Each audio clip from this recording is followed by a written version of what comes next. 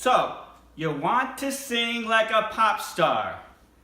Well, this is the video for you if you want to learn the one secret that almost all pop stars use to sing very, very high notes.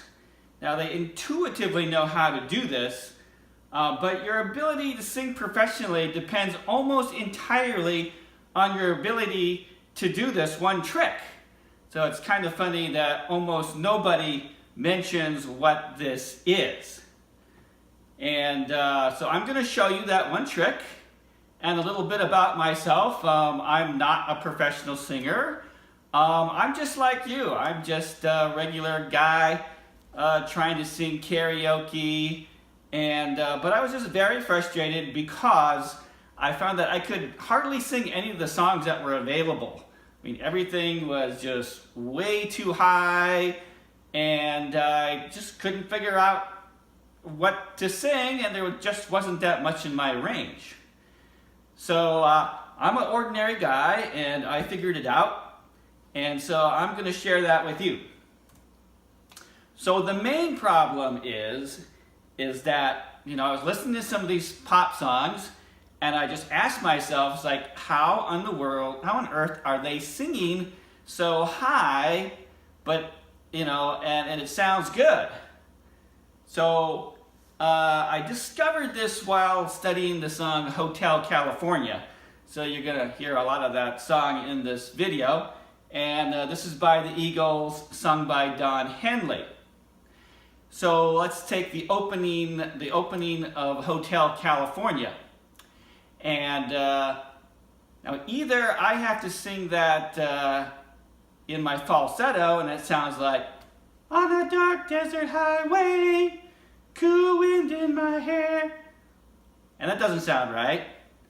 Or I have to sing it an octave lower, on a dark desert highway, cool wind in my hair, and that clearly isn't right either. Now, when you listen to the song Hotel California, Don Henley is singing it something more like, on a dark desert highway, cool wind in my hair. Now, the trick is, what did I just do there?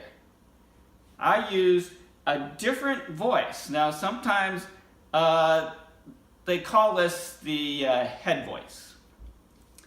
But there really isn't that much agreement on this because, like I said, not a lot of people discuss how professional artists do this.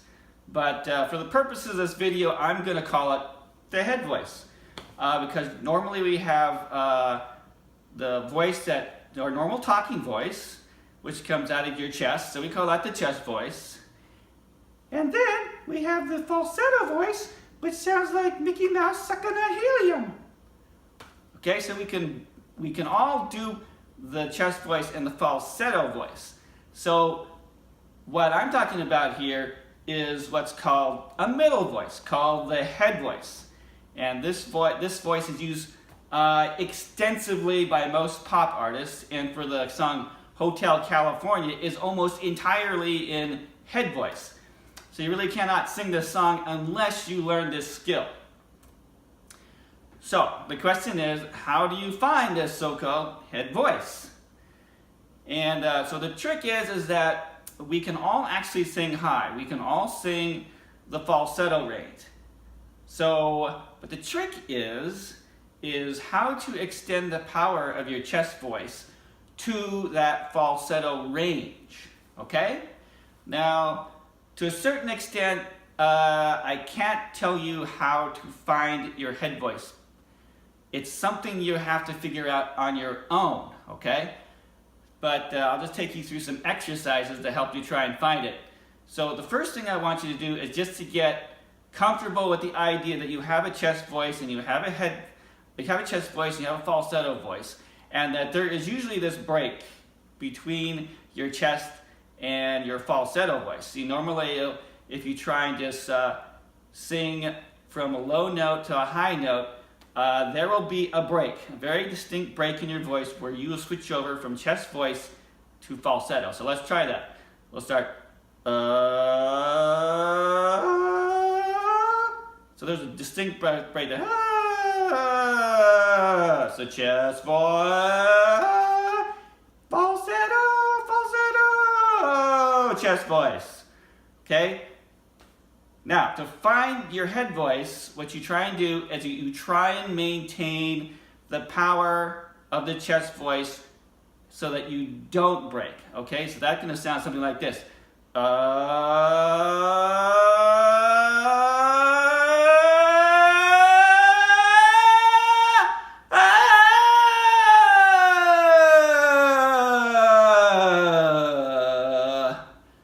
So you see, you didn't hear any big break in my voice as I went up the octave there.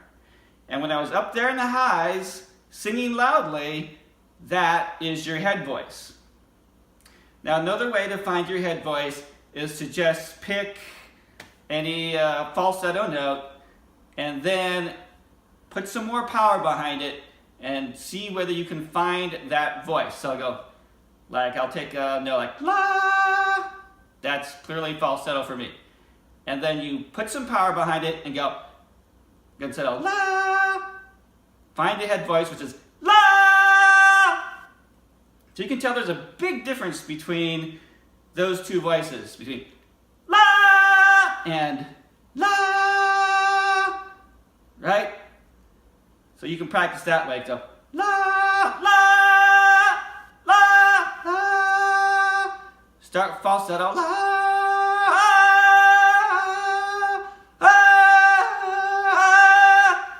so you can turn it off and on, okay? But like I said, you have to just realize that it's there. I think most people can do it. And for me, it feels like, you know, it's just putting more pressure behind your vocal cords and tightening your vocal cords. So you la, because a lot of air is escaping in a falsetto voice. Ah, it's got that breathy kind of sound. But head voice it's exactly the same pitch, but you're just tightening down, trying to block some of that air. La, like that. And I'll tell you that initially this will not come naturally. It'll be kind of a strain. So if you try to sing Hotel California all the way through, you'll probably still find yourself, it will sound strained. And you know, it will kind of make your vocal cords feel uncomfortable. But that's okay. That's just part of the learning process. You know, your vocal cords and your singing are like a muscle, and this is something that you need to practice.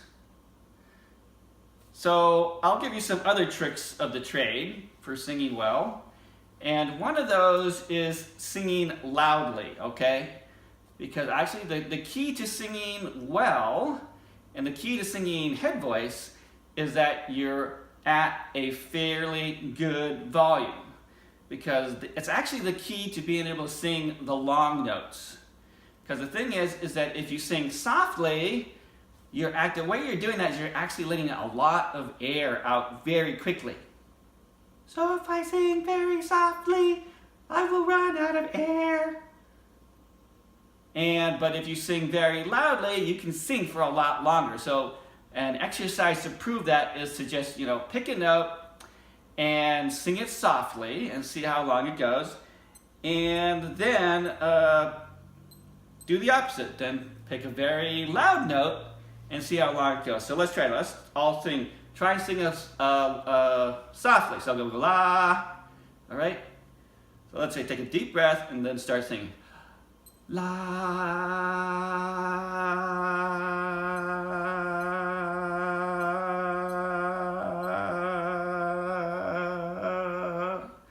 Okay, so that's about it. So let's try the same thing, but sing loudly, okay? La.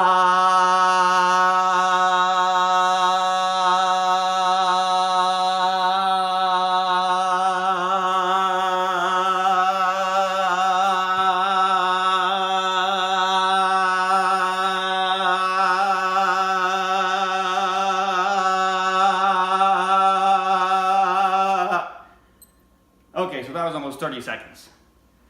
So that is one trick, which is that when singing, you do need to sing fairly loudly. It's kind of counterintuitive. It's just that when you sing loudly, it's just that your vocal cords are blocking the air from coming out of your lungs. So it comes out more slowly versus you singing quietly, when basically all the air is kind of hissing out of you like a leaking tire, okay? So when it comes to singing and singing well, it's really, go big or go home, okay? So you really can't sing meekly, and you really cannot sing head voice quietly because of the amount of pressure that's required to actually get the head voice out of there. So another trick would be to just try and open up your vocal cavities, right? You want to sound, big and open. Sometimes, you could pretend like you are a news broadcaster, and in today's news, we are going to investigate, what happens with singers. And you kind of come out with that kind of different sound, like you're imitating somebody. And you kind of have to do that same thing. So, you can sing, even with head voice, and go, on a dark desert highway, or you can say, on a dark desert highway. You gotta open up so that it does significantly change your sound and gives it more texture, I would say. The final trick that I would say is that in order to sound really good and professional, you do need to add some vibrato into your voice. Because all professional singers, even though it doesn't sound like they're making a big deal of it, there is always some variation because it sounds very different from flat, right? If you sing, on a dark desert highway, cool wind in your hair, versus you add some vibrato, on a dark desert highway, cool wind in my hair, warm smell of Kilitas rising up through the air. So that adds another level of professionalism to your songs. Now, another thing I would say is that it's actually okay to use falsetto. A lot of artists actually do use falsetto, and once you learn this trick, you can figure out and hear when they're actually transitioning into falsetto, when they're going into head voice, and when they are in chest voice. So a lot of artists, you'll actually hear them use all three voices, and with practice, they're able to switch between those three voices seamlessly. So you really don't hear the difference, but you can definitely hear when they're using falsetto. So, but as I said, the trick to using head voice, after you find it, is that you need to practice and find it and just be more comfortable with it. Now, using head voice, you will be able to sing a lot more karaoke songs. You will be able to follow along with your favorite artist and say, my favorite place to practice is, say, in the car. So you just put on your favorite artist's song and sing to your heart's delight. You're the only one in the car, and you just want to learn to mimic the artist. Don't get too artistic.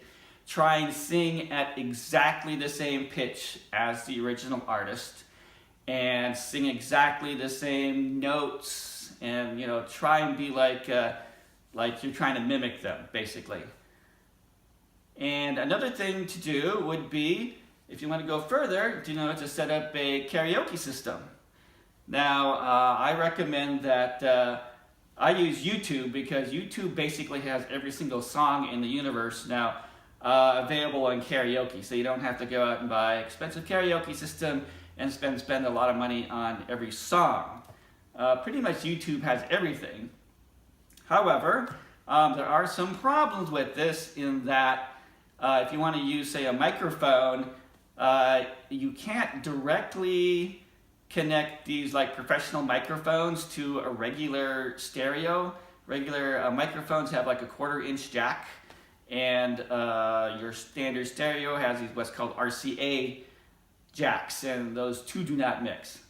So what I've done is that I've gotten a small mixer, which allows you to mix in a source signal like from your computer with the signal that's coming from YouTube, along with the microphone input.